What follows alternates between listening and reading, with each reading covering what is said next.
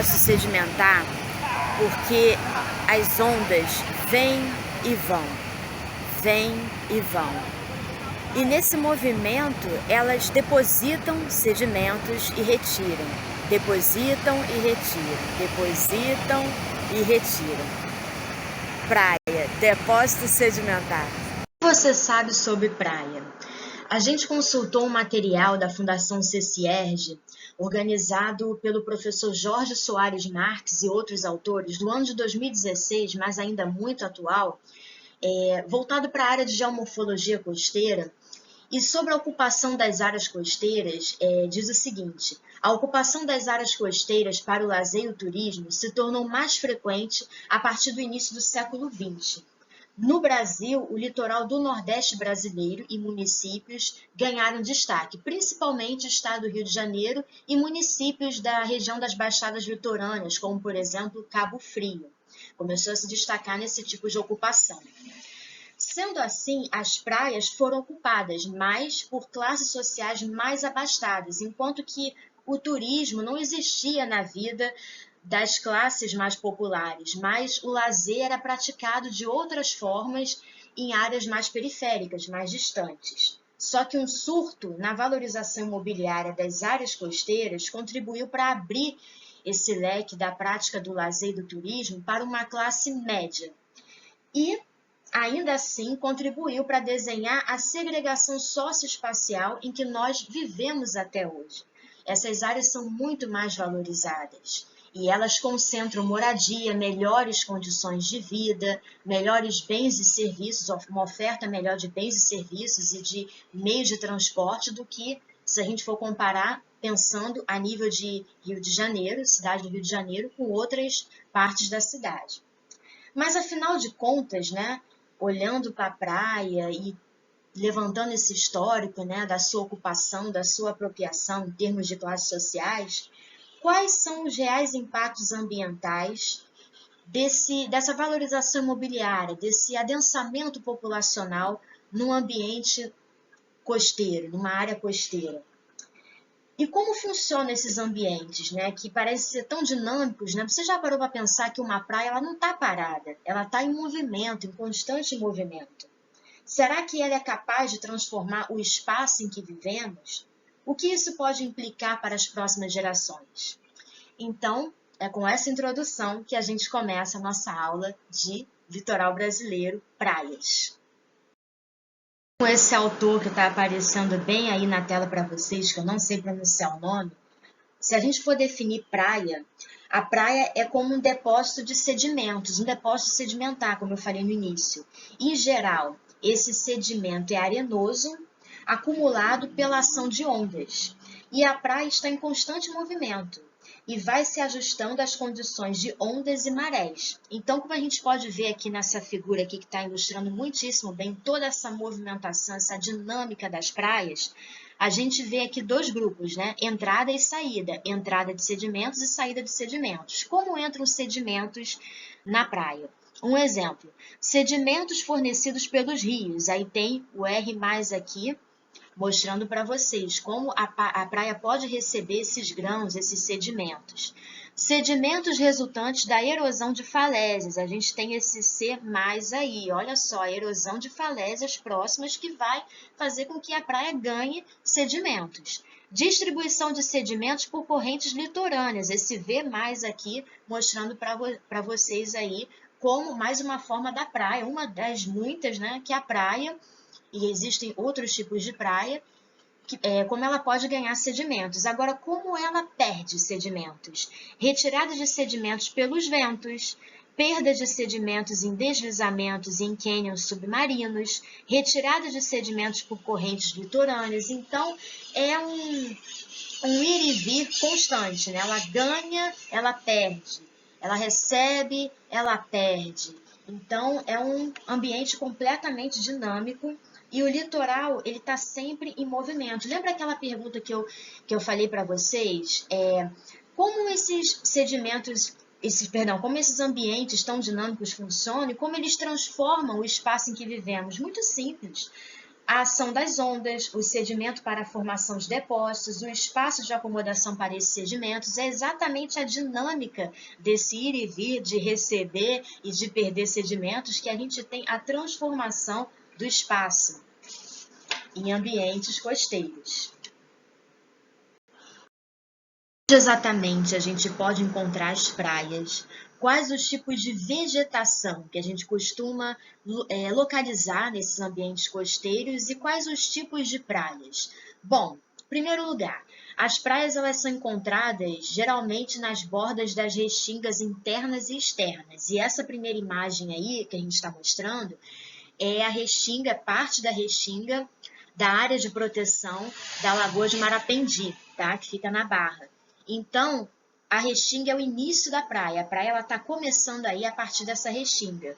Atrás dessa restinga, a gente tem um calçadão, a gente tem a ciclovia, a gente tem duas pistas, até a gente chegar do outro lado, que fica a parte do mangue. Olha só o impacto ambiental que essa restinga, esse ambiente costeiro e essa restinga, esse mangue sofreram para você colocar um calçadão, para você... vamos botar aí, dentro desse processo de urbanização, de valorização imobiliária, onde você pode ver aí os prédios, né? Então, você vê aí que é uma parte valorizada e que teve uma interferência, sofreu uma interferência antrópica muito, muito forte. Bom, e também as praias, elas são encontradas à frente de relevos elevados, como falésias, como eu mostrei anteriormente, e ao lado das embocaduras dos rios, tá? Dos rios no mar. E quais os tipos de praias, antes da gente partir para a parte da vegetação? As praias, eu vou apresentar para vocês dois tipos, tá? As praias abrigadas e as praias oceânicas. As praias abrigadas, elas são pequenas praias em ilhas no interior de baías, tá? Possui uma baixa declividade, tem areias mais finas e ela sofre uma influência maior das marés, tá bom? Geralmente é uma praia mais tranquila. Agora, a praia oceânica, qualquer ressaca pode alterar o perfil, tá? De uma praia oceânica em menos de um dia. É uma praia que vai estar mais propícia a mudar o seu perfil, a ser mais dinâmica, não que as praias abrigadas não sejam, mas vai ser mais dinâmica, vai sofrer mais com a ação do clima do que as praias abrigadas. Agora, quais os tipos de vegetação, como a gente pode ver aqui, nessa segunda imagem que a gente colocou aqui para vocês, que fica bem nessa restinga aí, que está até passando por um processo de revitalização da Lagoa de Marapendi, né, dessa área de proteção ambiental que compreende também o mangue. Bom, geralmente a vegetação dos ambientes costeiros, ela tem mangues, que é um tipo de vegetação que vai estar se adaptando a um ambiente de alta salinidade, pouca oxigenação do solo, muito rico em matéria orgânica. E nós temos também as restingas, né, que tem uma vegetação herbácea, arbustiva, arbórea, e também a vegetação de dunas, tá? Que é uma composição assim, vegetativa formada assim, por plantas rasteiras, que esses ambientes você vai ter, toda a vegetação vai ter raízes muito, muito profundas, tá? Então a gente vai mostrar a seguir esse tipo de vegetação, mas na área de mangue, né, que faz parte desse ambiente costeiro aqui que a gente selecionou, que foi da Praia da Barra. Então, vamos seguindo.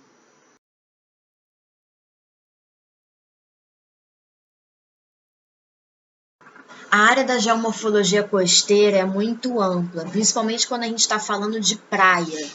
Existem muitos termos técnicos que a gente não achou necessário colocar aqui nessa aula. O manual, não o manual, mas o livro de geomorfologia costeira da Fundação CCERJ foi muito bem organizado, tem um capítulo só de praia, então eu resolvi retirar o perfil, né? A nomenclatura de cada ambiente, de cada parte. Eu preferi tirar isso porque isso não é cobrado para o aluno que vai tentar o Enem, que vai tentar outros vestibulares ou até mesmo o Enseja. Mas tem um termo que é muito presente, muito citado nas aulas de geografia, na parte da geografia física, que eu gostaria, a gente já citou aqui, mas que eu gostaria de definir aqui com vocês, que são as falésias, como vocês estão vendo aqui na imagem. As falésias são essas formas desse relevo litorâneo que é esculpido pela erosão da água dos mares, dos oceanos, tá?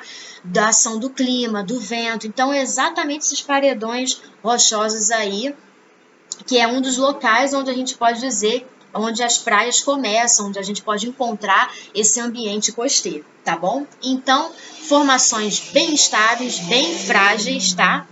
Que estão ao longo do litoral, tá? Estão localizadas ao longo do litoral. Então, vamos seguindo, porque tem uma questão sobre falésia. Já vou dando logo a resposta, mas vamos entender o porquê. Essa questão é da FUVEST e ela pede a definição de uma forma de relevo.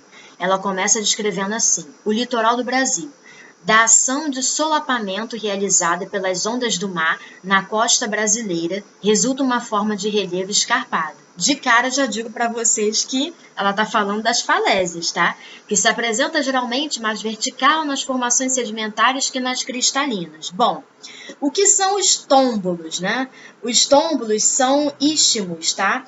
É um istmo de areia ou terra que vai unir uma ilha a um continente. Depois você pesquisa lá no Wikipédia, que eu também fiz isso, tá? Para ver como é que é o formato mesmo, o que é exatamente o tômbolo, né? Os pães de açúcar, eles são formações rochosas que tem uma forma mais arredondada, né? É um iceberg, né?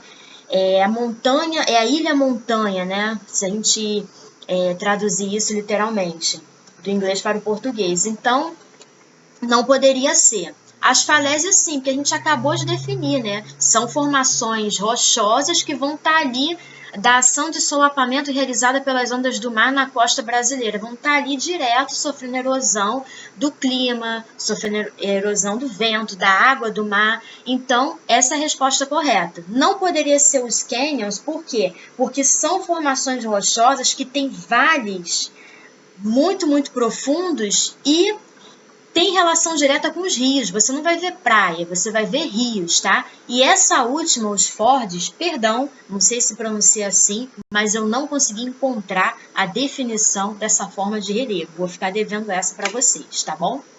Então vamos seguindo. Sesgran Rio, o litoral do Brasil. O Brasil apresenta uma grande extensão litorânea que se identifica por diversas paisagens. Assinale a relação entre o tipo do litoral e suas características, que esteja absolutamente correta. Então, ele quer a definição do tipo de litoral da forma correta, né? Vamos lá. Dunas, montes de areia trazidos pelo vento e que vão sendo destruídos pela ação das ondas. Será que está certo? Claro que não. Não é destruído pela ação das ondas. É transportado pela ação do vento. Então, pode cortar. Recifes de arenito, elevação no fundo do mar que é coberto por colônias de corais. Elevação no fundo do mar, tá tão estranho isso, né? Não é elevação no fundo do mar. Então, pode cortar. Manguezais, áreas baixas de fundo de baía, cobertos por lama, sem vida vegetal e animal. Gente, mangue é sinônimo de matéria orgânica. Pode cortar essa alternativa. Restingas, formações arenosas construídas pelas correntes litorâneas, retificando baías e enseadas. Essa é a resposta correta. É a letra D. Formações arenosas construídas pelas correntes litorâneas. Olha como a gente mostrou o ambiente costeiro, né? O início da praia pode se localizar na restinga interna e externa, tá? E as restingas, elas são formadas, né, por esses sedimentos, né, arenosos, né, retificando baías e enseados. Então, essa é a resposta correta. A resposta a letra E, né, a alternativa letra E, falésias, que fala costas baixas feitas de rochas desagregadas e que formam as plataformas continentais, está completamente errada, tá? Não são costas baixas, tá? São costas verticais. Rochas desagregadas, não são rochas desagregadas, tá? São paredões rochosos bem consolidados. É um ambiente instável? É um ambiente instável, mas não são rochas desagregadas, não seriam paredões rochosos. E que forma as plataformas continentais? Não. As falésias, elas fazem parte do litoral e é um dos locais onde a gente pode encontrar o início de uma praia, tá? A gente não está falando da plataforma continental como um todo, a gente está falando de ambiente costeiro. Então, a resposta correta é a letra D. Vamos partir para outra. Essa é uma questão da Universidade Federal do Rio Grande do Sul. O litoral do Rio Grande do Sul sofre com graves problemas ambientais de saneamento, inadequação de obras costeiras e disposição de resíduos sólidos. Infelizmente, é uma característica comum em termos de problemas ambientais, falando de ambientes costeiros brasileiros, mas não só os brasileiros, né? Não só os nossos. Bom, tais fatos se devem fundamentalmente à carência de planejamento regional. Então, é uma questão aqui focada em problemas ambientais. O que está pedindo?